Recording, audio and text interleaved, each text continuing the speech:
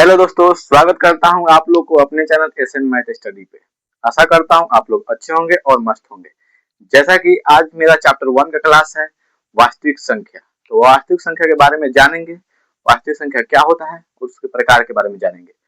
बहुत ही लाजवाब क्लास होने वाला है। वीडियो अच्छा लगेगा तो लाइक कर दीजिएगा और चैनल पर नए हैं तो सब्सक्राइब कर लीजिएगा, नोटिफिकेशन आप तक पहुंचते रहे। ठीक है, चलिए स्टार्ट करते हैं। चैप्टर 1 में आप लोग को कल के क्लास में बताया गया था कि चैप्टर डिस्कस किया गया था कि कितना चैप्टर होता है। टोटल चैप्टर कितना होता है? 15। तो 15 चैप्टर में आज हम लोग पहला चैप्टर पढ़ेंगे। पहला चैप्टर चैप्टर चैप्टर 1 पढ़ेंगे। ठीक है, चैप्टर 1 पढ़ेंगे। ठीक है, और चैप्टर 1 में कौन सा चैप्टर है? चैप्टर का नाम क्या है? तो वास्तविक संख्या। ठीक है, वास्तविक संख्या। इंग्लिश में क्या बोलते हैं? Real number. वास्तविक संख्या इंग्लिश में बोलते हैं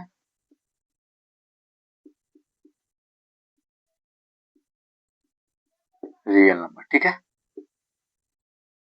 चलिए देखिए, सबसे पहले समझिए कि वास्तविक संख्या होता क्या है। ठीक है, तो वास्तविक संख्या में क्या क्या आता है? देखिए, वास्तविक संख्या में आप लोगों को प्राकृतिक संख्या पढ़ना पड़ेगा, अभाज्य संख्या, भाज्य संख्या और परमेय और अपरमेय। तो वास्तविक संख्या में क्या क्या पढ़ना है? प्राकृतिक संख्या, भाज्य संख्या, अभाज्य संख्या और परमेय और अपरमेय। यानी कि देखिए, वास्तविक संख्या क्या होता है? परमेय और अपरमेय, परमेय और अपरमेय के समूह को वास्तविक संख्या कहा जाता है। परमेय और अपरमेय के समूह को क्या कहा जाता है? वास्तविक संख्या। ठीक है, देखिए, तो वास्तविक संख्या में आप लोगों को क्या पढ़ना है? वास्तविक संख्या समझ लिए, परमेय और अपरमेय के समूह को ही क्या कहा जाता है? वास्तविक संख्या। ठीक है, तो वास्तविक संख्या में हम लोग क्या पढ़ेंगे? प्राकृतिक संख्या। देखिए, पहला पढ़ना है प्राकृतिक संख्या। ठीक है, प्राकृतिक संख्या इंग्लिश में क्या बोलते हैं? Natural number. इंग्लिश में बोलते हैं नेचुरल नंबर। ठीक है, इंग्लिश में क्या बोलते हैं? Natural number. इसे एन से सूचित किया जाता है। ठीक है, नेचुरल नंबर बोलते हैं इंग्लिश में। ठीक है, इंग्लिश में नेचुरल नंबर बोलते हैं। ठीक है, प्राकृतिक संख्या, नेचुरल नंबर। देखिए, प्राकृतिक संख्या होता क्या है? ठीक है, प्राकृतिक संख्या होता क्या है? देखिए, यहाँ देखिए, किसी वस्तु को गिनने में जिन संख्या का प्रयोग किया जाता है, यानी किसी वस्तु को गिनने में जिन संख्या का प्रयोग किया जाता है उसे वास्तविक संख्या कहते हैं। ठीक है, यानी किसी वस्तु में, ठीक है, किसी वस्तु में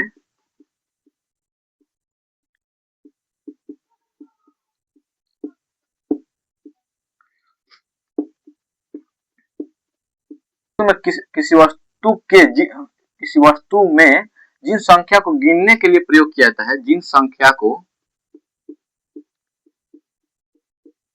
गिनने गिनने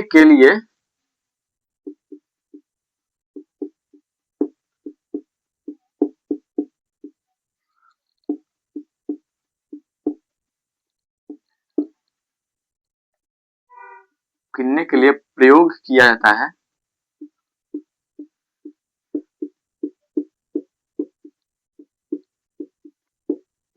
उसे प्राकृत संख्या कहा जाता है। प्राकृत संख्या कहा जाता है। ठीक है, यानी नेचुरल नंबर कहा जाता है। ठीक है, अब देखिए, प्राकृत संख्या किससे डिनोट करते हैं? प्राकृत संख्या किससे डिनोट करते हैं? तो एन से सूचित किया जाता है। ठीक है, प्राकृत संख्या को यहाँ पे लिखेंगे, इसे इसे एन से सूचित किया जाता है। ठीक है, इसे एन से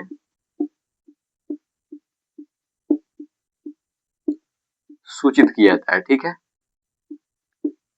किया जाता है।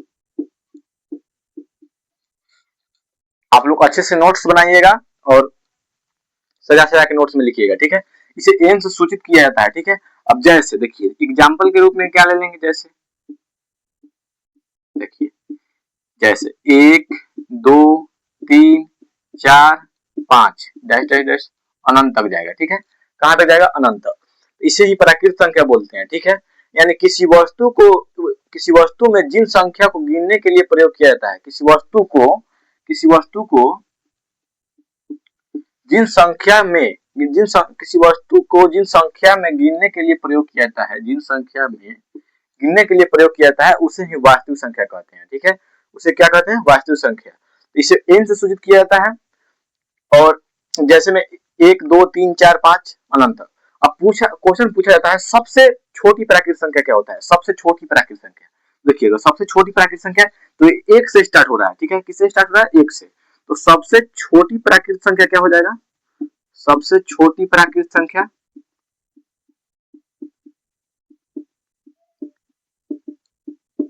1 हो जाएगा, ठीक है।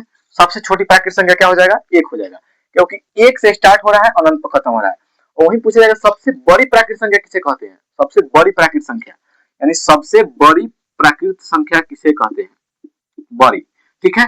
तो बड़ी अनंत को कहते हैं, अनंत पर खत्म हो रहा है, ठीक है। तो सबसे बड़ी प्राकृतिक संख्या क्या होता है, अनंत होता है, ठीक है। अब क्वेश्चन आप लोग को इस प्रकार से पूछा जाता है, दो क्रमागत प्राकृतिक संख्या का अंतर कितना होता है, देखिए क्वेश्चन पूछा जाता है दो क्रमागत क्रमागत दो क्रमागत प्राकृतिक संख्या का अंतर, दो क्रमागत प्राकृतिक संख्या का अंतर कितना होता है। तो दो क्रमागत प्राकृतिक संख्या का अंतर कितना होता है, 1 होता है। यानी दो क्रमागत पूछ रहा है, यानी एक के बाद दूसरा। तो जैसे एग्जांपल ले लेते हैं, जैसे कि 11 और 12, ठीक है, 11 और 12 यानी एक के बाद दूसरा है, ठीक है। तो इसका फॉर्मूला क्या होता है, दूसरी संख्या माइनस पहली संख्या, दूसरी संख्या 12 है और पहली संख्या कौन है, 11 है। तो 12 में से एक जाएगा कितना आएगा, 1 आएगा, ठीक है। एंड दो क्रमागत प्राकृतिक संख्या का अंतर कितना होगा, 1 होगा, ठीक है। फिर देखिए दो क्रमागत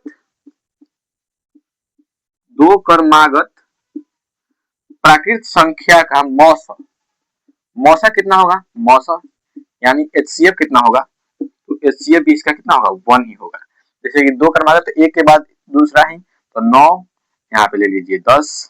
देखिए 9 और 10 में HCF करेंगे तो 9 एकम 9, 1 9 9, ठीक है, 9 कट जाएगा, एक ही आएगा, ठीक है। तो दो क्रमागत प्राकृतिक संख्या का HCF कितना होता है, एक ही होता है, ठीक है।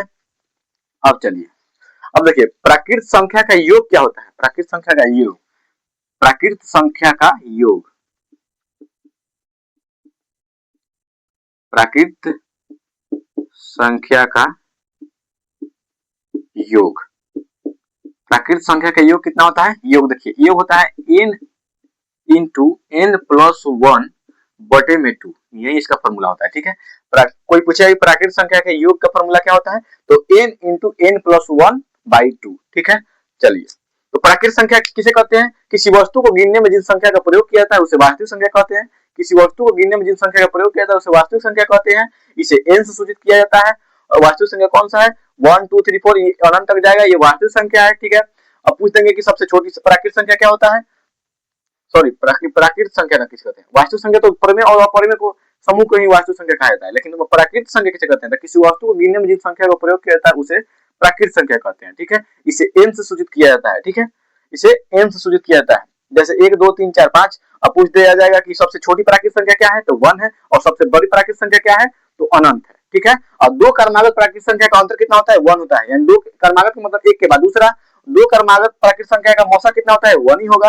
प्राकृतिक संख्या का योग कितना होगा, n into n plus 1 into 1 by 2, ठीक है। अब जैसे कि हम पूछ देंगे कि 10, जैसे कि हम पूछ देंगे, चलिए यहाँ पे समझिए,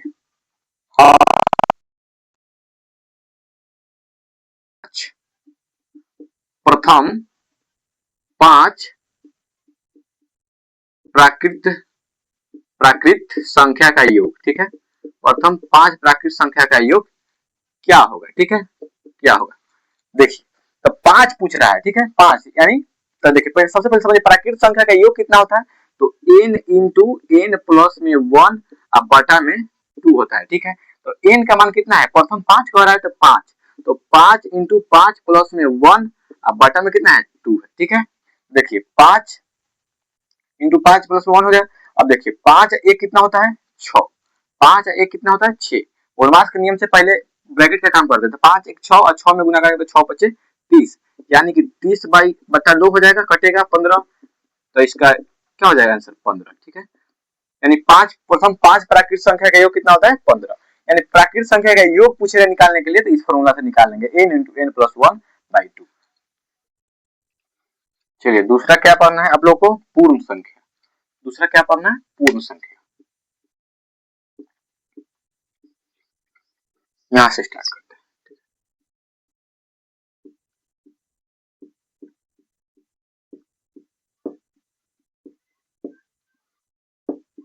पूर्ण संख्या, चलिए अब समझिए पूर्ण संख्या क्या होता है। देखिए प्राकृत संख्या में, यानी प्राकृत संख्या के मानों को, जैसे कि प्राकृत संख्या का मान क्या था, 1 2 3 4 5, ठीक है। प्राकृत संख्या के मानों में अगर हम जीरो को शामिल कर लिया जाए, जीरो को शामिल कर लिया जाए, जीरो को जोड़ लिया जाए, तो क्या प्राप्त होगा, पूर्ण संख्या प्राप्त होगा। यानी कि प्राकृत संख्या के समुच्चय को प्राकृत संख्या के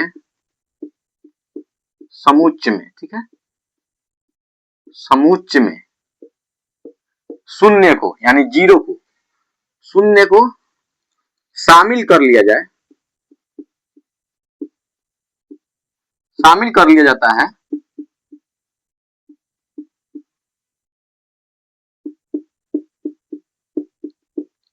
तो पूर्ण संख्या प्राप्त होता है। कर लिया जाता है तो पूर्ण संख्या प्राप्त होता है। क्या प्राप्त होता है, पूर्ण संख्या प्राप्त होता है।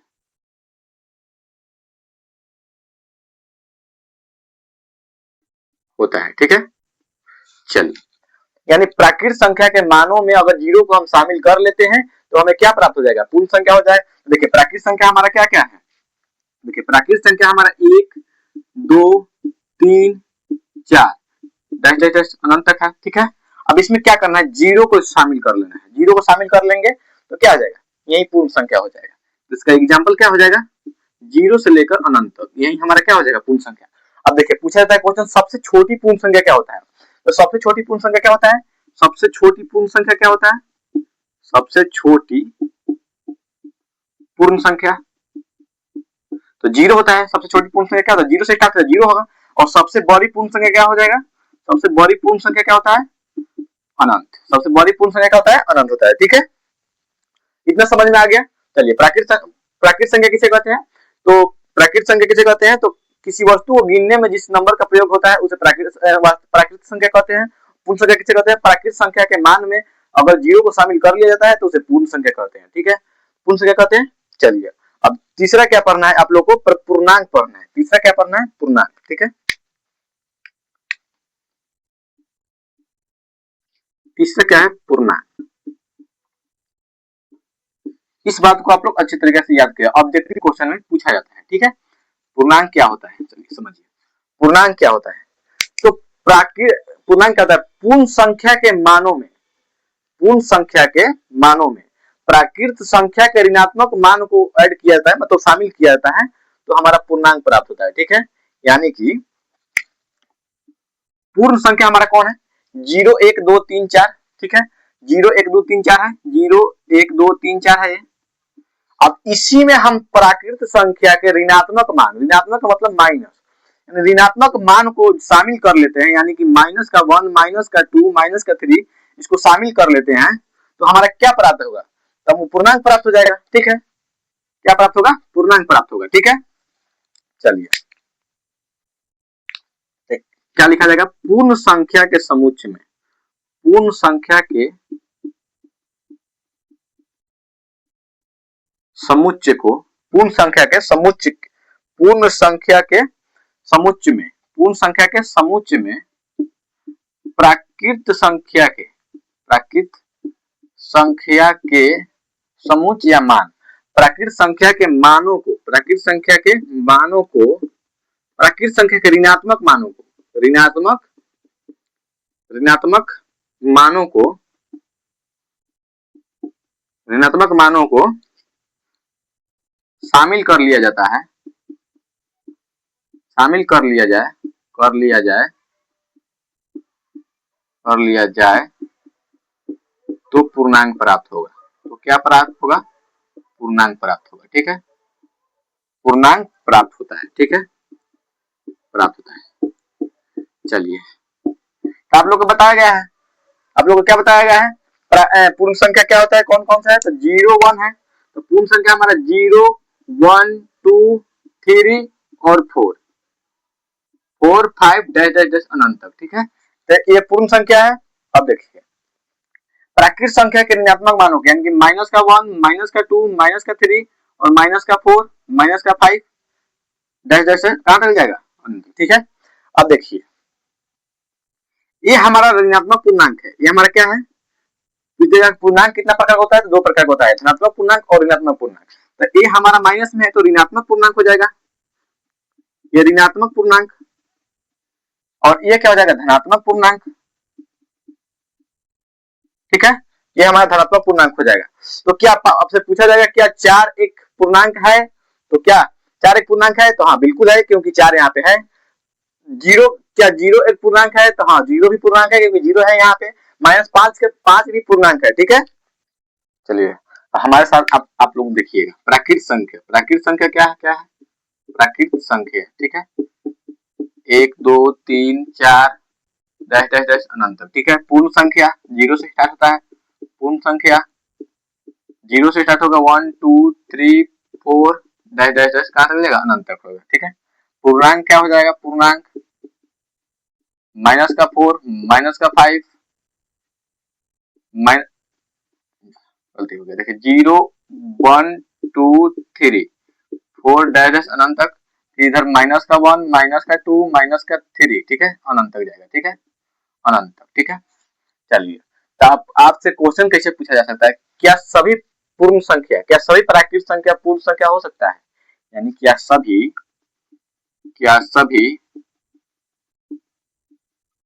प्राकृत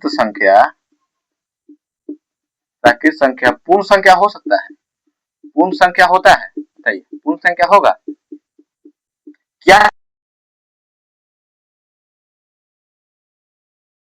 1 है, ठीक है। देखिए यहाँ पे 1 2 3 4 है, तो यहाँ पे 1 2 3 4 है, यानी सभी प्राकृत संख्या पूर्ण संख्या होगा, बिल्कुल होगा, यस होगा। क्या सभी पूर्ण संख्या, क्या सभी पूर्ण संख्या प्राकृत संख्या हो सकता है, क्या सभी पूर्ण संख्या प्राकृत संख्या हो सकता है। देखिए पूर्ण संख्या 0 से स्टार्ट होता है, लेकिन इसमें 0 है, प्राकृत संख्या में 0 नहीं है, तो जब 0 से स्टार्ट नहीं है तो क्या सभी पूर्ण संख्या प्राकृत संख्या हो सकता है, बिल्कुल नहीं हो सकता है। सभी पूर्ण संख्या, सभी पूर्ण संख्या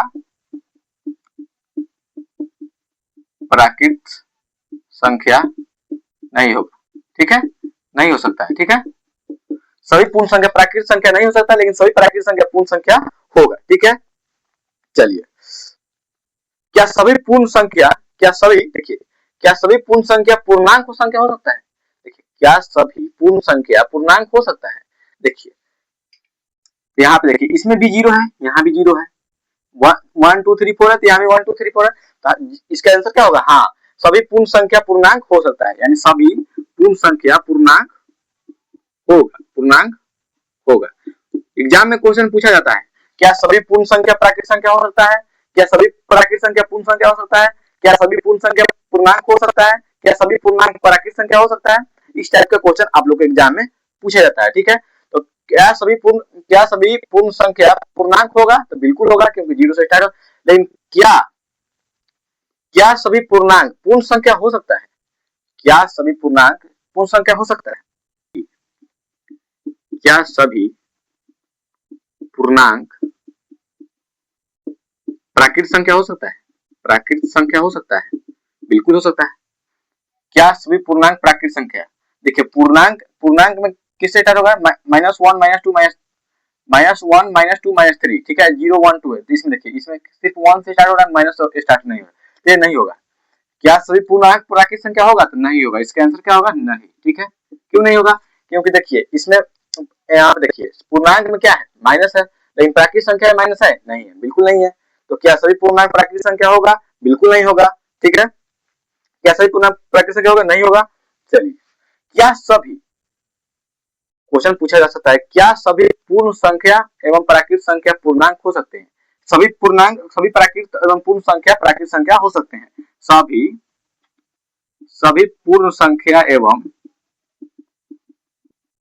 पूर्ण संख्या प्राकृत संख्या पूर्णांक हो सकते हैं, ठीक है, पूर्णांक होगा, ठीक है। चलिए इतना आप लोग समझ लिए। कितना नंबर पढ़ना है, 4 नंबर, सम संख्या, सम संख्या, सम संख्या क्या होता है, देखिए सम संख्या तो आप लोग पढ़े होंगे, 6 7 में पढ़ाया गया होगा। सम संख्या जो 2 से पूरा पूरा, मतलब 2 से भाग लग जाए, उसको क्या कहते हैं, सम संख्या कहते हैं, जो 2 से पूरा पूरा कट जाए, यानी जो 2 से पूरा पूरा कट जाए उसे क्या कहते हैं, उसे सम संख्या कहते हैं, सम संख्या कहलाता है। ठीक है, चलिए तो एग्जाम्पल क्या हो जाएगा, जैसे हम देखिए 2 4 6 8 10। ठीक है, ये 2 से पूरा पूरा कट जा रहा है, 2 से इसमें कट जाएगा, ये भी कट जाएगा, ये भी कट जाएगा, ये भी कट जाएगा। ठीक है, अब देखिए अब क्वेश्चन पूछा जाएगा सबसे छोटी सम संख्या क्या होगा, सबसे छोटी सम संख्या 2 होगा, सबसे छोटी सम संख्या क्या होगा, सबसे छोटी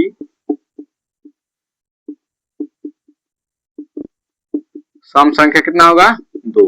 ठीक है, ये अनंत तक जाएगा। ठीक है, सबसे छोटी सम संख्या कितना होता है 2 होता है। ठीक है, अब देखिए क्वेश्चन फिर इस प्रकार से पूछा जाता है, दो क्रमागत, क्रमागत मतलब आप लोग को बताया गया है एक के बाद दूसरा, यानी दो क्रमागत सम संख्या का अंतर कितना होता है, दो क्रमागत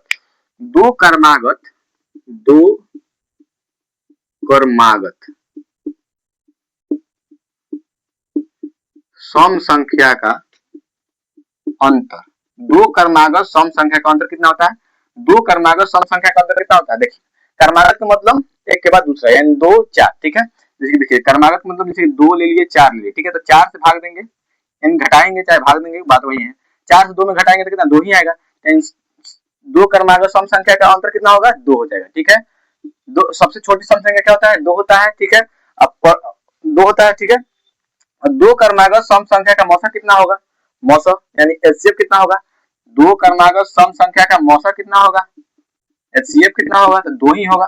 चलिए याद रहेगा, सबसे छोटी सम संख्या 2 होता है, दो क्रमागत सम संख्या का अंतर 2 होगा, दो क्रमागत सम संख्या का मौसा कितना होगा 2 ही होगा। ठीक है, अब देखिए सम संख्या के योग का फॉर्मूला क्या होता है, सम संख्या के योग का फॉर्मूला क्या होता है, n इंटू एन प्लस में 1, यही होगा। ठीक है, n इंटू एन प्लस में 1। ठीक है, सम संख्या का योग कितना होगा n इंटू में n प्लस 1। ठीक है, अब पूछा जाएगा कि प्रथम 20 सम संख्या का योग कितना होगा, सम संख्या का योग। ठीक है, योग क्या होगा। ठीक है, देखिए सम संख्या के योग पूछा जा रहा है तो फॉर्मूला क्या हो जाएगा n, तो देखिए योग क्या होगा n इंटू एन प्लस में 1, n कितना है तो n हमारा 20 है, और 20 प्लस में क्या हो जाएगा 1 हो जाएगा, 20 में 20 से करेंगे तो 400 और 1 में गुना करेंगे तो कितना आ जाएगा 20 हो जाएगा, 420 आंसर हो जाएगा, 420 इसका आंसर हो जाएगा। ठीक है, संख्या किसे कहते हैं, विषम संख्या ओड नंबर, विषम संख्या। देखिए तो अभी सम संख्या को बताया कि जो 2 से पूरा पूरा कर दे, जो 2 से विभाज्य हो उसे सम संख्या कहते हैं, जो 2 से विभाज्य नहीं हो उसे क्या कहते हैं, विषम संख्या कहते हैं। जो 2 से विभाज्य न हो या फिर जो 2 से पूरा पूरा ना कटे, जिसमें 2 से पूरा पूरा भाग ना लगे, उसे क्या कहा जाता है, ना हो उसे विषम संख्या कहते हैं। क्या कहते हैं, उसे विषम संख्या कहते हैं, विषम संख्या कहते हैं। ठीक है, चलिए जैसे में क्या हो जाएगा, जैसे में आप लोगों को क्या हो जाएगा 1 3 5 7 9 कहां तक जाएगा, अनंत तक हो जाएगा। ये क्या है आप लोग का, ये अपन लोग का विषम संख्या है। ठीक है, विषम संख्या है। अब पूछा जाएगा क्वेश्चन क्या पूछा जाएगा, सबसे छोटी विषम संख्या क्या होता है, सबसे छोटी विषम संख्या क्या होता है, तो सबसे छोटी 1 से स्टार्ट हो रहा है तो क्या हो जाएगा 1 ही होगा, सबसे छोटी विषम संख्या क्या होगा 1 होगा, अनंत होगा। ठीक है ना, सबसे बड़ी विषम संख्या 1 होगा, सॉरी अनंत होगा। ठीक है, अनंत होगा। और दो क्रमागत विषम संख्या का अंतर, यानी दो क्रमागत विषम संख्या का अंतर पूछा जा सकता है, दो क्रमागत का मतलब एक के बाद दूसरा, दो क्रमागत विषम संख्या का अंतर, विषम संख्या का अंतर का मतलब क्या होता है, घटाव। अंतर का मतलब घटा होता है, दूसरी संख्या माइनस पहली संख्या, ठीक है। तो दो क्रमागत विषम संख्या का अंतर कितना होगा, जैसे देखिए यहाँ पे 1 3 है, तो 3 से 1 जाएगा तो कितना होगा, 2 ही होगा, 2 होगा, तो अंतर कितना होगा, 2 हो जाएगा। जैसे कि दो क्रमागत यानी एक के बाद दूसरा, तो एक के बाद 3 आ रहा है, 3 से हम घटाएंगे तो दूसरी संख्या माइनस पहली संख्या, तो 3 में से 1 जाएगा तो कितना होगा, 2 ही आएगा ना, 2 ही आएगा, ठीक है। तो दो क्रमागत विषम संख्या का अंतर कितना होगा, 2 होगा, और दो क्रमागत विषम संख्या का मौसा कितना होता है, दो क्रमागत विषम संख्या का मौसा, मौसा मतलब एचसीएफ कितना होता है, एचसीएफ देखिए दो क्रमागत है तो एक ही से कट जाएगा, फिर 5 देखिए एक ही से कट जाएगा, 5 7 करेंगे तो 5 एकम 5 2, और फिर 5 वहां लाएंगे तो 2 दूना 4 1 1 2, एक ही से कटेगा, तो यानी दो क्रमागत विषम संख्या का मौसा भी कितना हो जाएगा, 1 ही होगा। दो अब देखिए हाँ, विषम संख्या का योग कितना होता है, विषम संख्या का योग, विषम संख्या का योग, फिर ये तो आप लोग को अंतर बता दिए, विषम संख्या का दो क्रमागत विषम संख्या के योग, विषम संख्या का योग कितना होता है, इसका योग का फॉर्मूला होता है, ये जरूर पूछा जाता है, हर साल पूछा जाता है ये क्वेश्चन, आप लोग ध्यान रखिएगा। योग कितना होता है, एन स्क्वायर होता है, कितना होता है, एन स्क्वायर, ठीक है। अब जैसे कि हम पूछ देंगे कि प्रथम प्रथम प्रथम 6 विषम संख्या का योग, 6 विषम संख्या का योग कितना होगा, संख्या का योग, विषम संख्या का योग कितना होगा, देखिए एन है तो एन यानी एन स्क्वायर है, तो एन का मान कितना 6, यानी एन स्क्वायर है तो एन का मान कितना 6, तो 6 का स्क्वायर कितना हो जाएगा 36, ठीक है। आप लोग यहाँ पे जोड़ के देख सकते हैं, यानी 6 विषम संख्या का हो रहा है तो 1 3 5 7 9 11, 1 2 3 4 5 6, देखिए 1 3 4 5 9 9 7 16 16 9 25, अब 25 11 कितना होगा 36, आ रहा है ना, ठीक है। चलिए देखिए अब अभाज्य संख्या किसे कहते हैं, अभाज्य संख्या, ठीक है। अभाज्य संख्या किसे कहा जाता है, अभाज्य संख्या, अभाज्य संख्या किसे कहा जाता है, देखिए इसका एक शॉर्ट परिभाषा क्या है, जिसका दो गुणज हो, जिसका दो गुणज हो उसे अभाज्य संख्या कहते हैं, ठीक है। या फिर इसका एक और परिभाषा होगा कि जो स्वयं एक को छोड़कर किसी अन्य से विभाज्य हो उसे अभाज्य संख्या कहते हैं, ठीक है, समझ गए। तो आप लोग क्या याद रखेंगे, जिसके वैसी संख्या वैसी संख्या वैसी संख्या जिसके केवल दो गुणज हो, कितने गुणज हो, दो गुणज हो उसे क्या कहते हैं, उसे अभाज्य संख्या कहा जाता है, अभाज्य संख्या कहा जाता है, ठीक है। अब देखिए दो गुणज पूछ रहा है तो देखिए एक 2 हो जाएगा, एग्जाम्पल क्या हो जाएगा,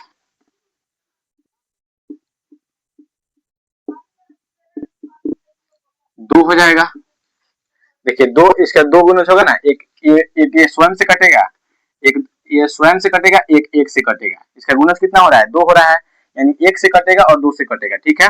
2 के बाद क्या हो जाएगा, 3 हो जाएगा, 3 हो जाएगा, 4 होगा, 4 तो 4 4 का तो 3 गुणज हो जाएगा, तो क्या कह रहा है, दो ही गुणज ना कह रहा है, दो ही गुणज कह रहा है, ठीक है, दो ही गुणज, तो इसका 3 हो जाएगा, उसके बाद 3 के बाद क्या होगा, 5 होगा, 5 के बाद 7 होगा, डैश डैश डैश कहां तक होगा, अनंत तक होगा, ठीक है, कहां तक होगा, अनंत तक होगा, ठीक है। वैसी संख्या जिसके केवल दो गुणज हो उसे अभाज्य संख्या कहा जाता है, यानी 2 3 5 7 से लेके अनंत तक क्या होगा, अभाज्य संख्या होगा, यानी दो ही गुणज होगा, ठीक है, समझ गए। चलिए उतारिए इसको, नोट कीजिए।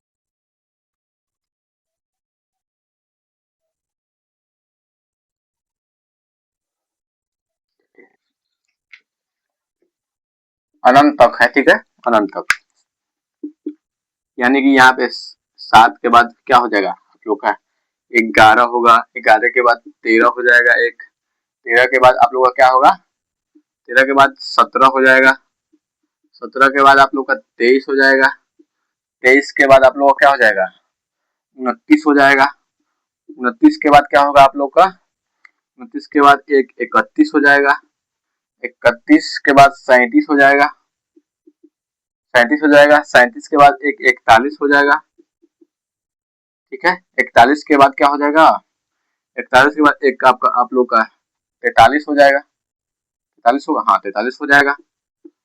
43 के बाद क्या हो जाएगा, x 47 हो जाएगा, ठीक है 47 हो जाएगा। कहाँ तक हो जाएगा ये, अनंत तक जाएगा, ठीक है। अब जैसे कि क्वेश्चन पूछा जाएगा कि 1 से लेकर 50 तक के संख्याओं में कितने अभाज्य संख्या होते हैं, यानी 1 से लेकर 50 तक की संख्या में कितने अभाज्य संख्या होगा। तो गिनिए, वैसी संख्या जिसके केवल दो गुणज हो उसे अभाज्य संख्या कहते हैं, जैसे कि 2 3।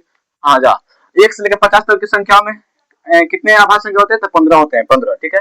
यहाँ पे एक कोई सा छूटा था ना, हाँ देखिए यहाँ पे एक 19 छूटा हुआ है, 19 फिर 23, देखिए 1 2 3 4 5 6 7 8 9 10 11 12 13 14 15, ठीक है। तो 15 होंगे, ठीक है 15, यानी 1 से लेके 50 तक के संख्याओं में 15 अभाज्य संख्या होते हैं। अब 1 से लेके 100 तक के अभाज्य संख्या में कितने होते हैं, तो 25। 1 से लेके 100 तक के अभाज्य संख्या में कितने अभाज्य संख्या होते हैं, तो 25। 1 से लेके 100 तक के अभाज्य संख्या में कितने कितने गुण कितने होते हैं अभाज्य संख्या, 100 तक के 25 होते हैं, ठीक है। कितना उतार लिए, मिटाए आप लोग को। चलिए अब भाज्य संख्या लिखेंगे, संख्या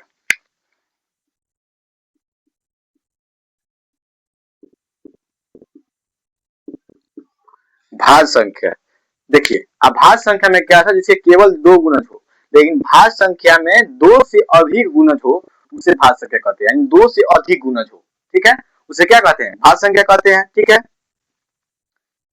उसे भाज्य संख्या कहते हैं।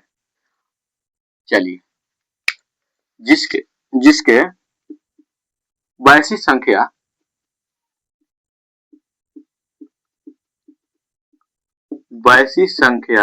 जिसके 2 से अधिक गुणज हो, 2 से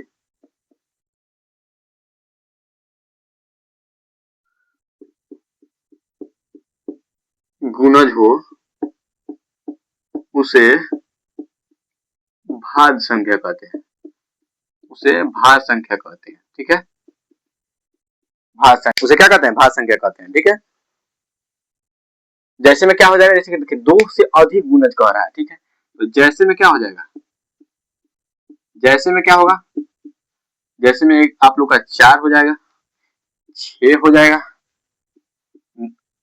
6 के बाद 8 हो जाएगा, 8 के बाद 9 हो जाएगा, ठीक है।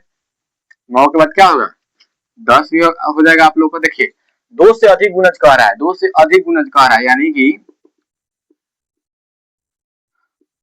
2 से अधिक गुणज कह रहा है। देखिए 4 में एक तो 4 स्वयं से लगेगा, एक 1 से लगेगा और एक 2 से लगेगा, तो कितने गुणज है, 1 2 3, यानी 2 से ज्यादा गुणज है, तो यह भाज्य संख्या है, ये क्या है, भाज्य संख्या है। फिर देखिए 6 में भी उसी तरह होगा, 2 से लगेगा, 3 से लगेगा, 1 से लगेगा, 6 क्या स्वयं से लगेगा, ठीक है। तो ये क्या है, ये सभी भाज्य संख्या है, ठीक है। अब पूछा जाएगा क्वेश्चन, सबसे छोटी भाज्य संख्या क्या होता है, सबसे छोटी भाज्य संख्या 4 होता है। हाँ अभाज्य संख्या पूछा जाएगा, सबसे छोटी अभाज्य संख्या क्या होता है, कितना होता है, सबसे छोटी अभाज्य संख्या 2 होता है, क्योंकि 2 से स्टार्ट हो रहा था ना वो, एंड 2 के एक से लगेगा, एक 2 स्वयं से लगेगा, 2 गुणज है, तो सबसे छोटी अभाज्य संख्या कितना हो जाएगा, 2 अभाज्य संख्या 2 हो जाएगा, और सबसे छोटी भाज्य संख्या क्या हो जाएगा, 4 हो जाएगा, ठीक है। और सबसे बड़ी भाज्य संख्या क्या हो जाएगा, अनंत हो जाएगा, ठीक है। क्वेश्चन और पूछा जाता है, सबसे छोटी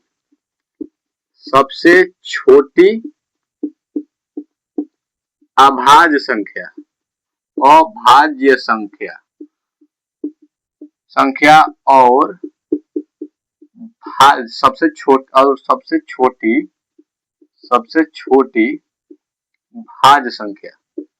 भाज्य संख्या का योग कितना होता है, योगफल कितना होता है, क्या गुणनफल कितना होता है, गुणनफल। देखिए गुणनफल क्या कितना होगा, देखिए सबसे छोटी अभाज्य संख्या, सबसे छोटी अभाज्य संख्या 2 है, ठीक है।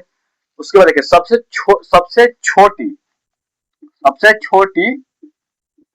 छोटी भाज्य संख्या, तो सबसे छोटी भाज्य संख्या कितना है, 4 है, तो गुणनफल पूछ रहा है, तो गुणनफल का मतलब क्या है, गुना, यानी 2 गुना कितना हो जाएगा, सबसे छोटी भाज्य संख्या कितना हो जाएगा, 4, यानी गुणनफल कितना हो जाएगा, 8, ठीक है। तो इस प्रकार से क्वेश्चन पूछा जाए कि सबसे छोटी अभाज्य संख्या और सबसे छोटी भाज्य संख्या का गुणनफल कितना होगा, तो 8 होगा, समझ गए। देखिए अब देखिए यहाँ पे समझिए, अगर हम भाज्य संख्या को तोड़ेंगे तो क्या मिलेगा, यानी अगर हम भाज्य संख्या को तोड़ेंगे, भाज्य संख्या हमारा क्या है, जैसे कि 10 है, 10 हमारा हमारा भाज्य संख्या है, इसको हम तोड़ेंगे यानी 2 गुना 5 करेंगे, ठीक है। 2 गुना 5 करेंगे तो क्या हो जाएगा, अभाज्य हो जाएगा ना, अभाज्य हो जाएगा, ठीक है। यानी अगर हम भाज्य संख्या को तोड़ेंगे तो हमें हमेशा अभाज्य संख्या मिलेगा, ठीक है।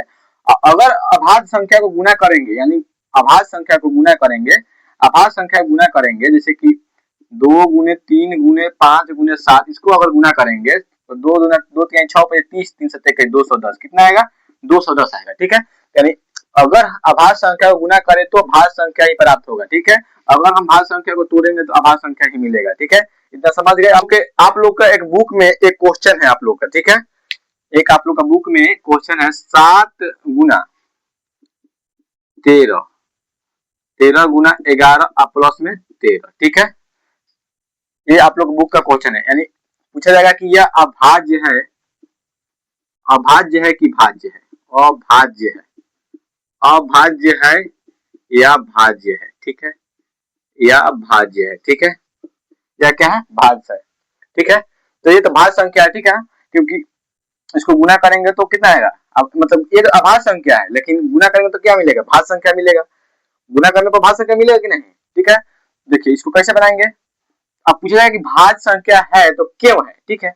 अगर क्वेश्चन पूछा जाएगा क्यों है तो देखिए यहाँ पे समझिए, यहाँ पे देखिए इसके 13 कितने जगह है, एक जगह है, दो जगह है, यानी 13 को क्या करेंगे कॉमन लेंगे, 13 को कॉमन लेंगे तो क्या बचेगा 7 गुना 1 गुना 11 प्लस में कितना बचेगा 1, ठीक है। तो 13 और देखिए यहाँ पे 7 11 से 77 प्लस 1 77 प्लस 1 कितना हो जाएगा 78, यानी 13 78। अब 78 को तोड़ेंगे तो कैसे टूटेगा, देखिए 2 गुना, देखिए यहाँ पे 78 को तोड़ेंगे, 78 को तोड़ेंगे तो 13 गुना 2, ठीक है, 13 गुना 2 और 3, ठीक है। देखिए 3 गुना 6 और 3 6 78, ठीक है। तो जब तोड़ेंगे इसको तोड़ेंगे तो कितना, ये अभाज्य संख्या है, ठीक है, अभाज्य संख्या है कि नहीं। तो हम जानते हैं कि अभाज्य संख्या का गुणनफल यानी इसका जो गुणनफल है, इसको जब गुना करेंगे तो हमारा भाज्य संख्या प्राप्त होगा। तो यहाँ पे लिखेंगे चूंकि हम जानते हैं, हम क्या जानते हैं, हम जानते हैं कि भाज्य संख्या को अभाज्य संख्या को गुना करेंगे तो हमें हमेशा भाज्य संख्या मिलेगा। हम जानते हैं कि अभाज्य संख्या को गुना करेंगे तो हमें भाज्य संख्या मिलेगा, कितना मिलेगा भाज्य संख्या मिलेगा, ठीक है। इसको गुना कीजिएगा तो कितना आएगा, इसको गुना कीजिएगा तो जो मान आएगा वही भाज्य। उम्मीद करता हूं आप लोग को यह वीडियो बहुत अच्छा लगा होगा, अच्छा लगा हो तो एक लाइक कर दीजिएगा और चैनल पर नए हो तो चैनल को सब्सक्राइब कर लीजिएगा ताकि आप लोग को नोटिफिकेशन मिलता रहेगा। आप लोग को बहुत बहुत धन्यवाद।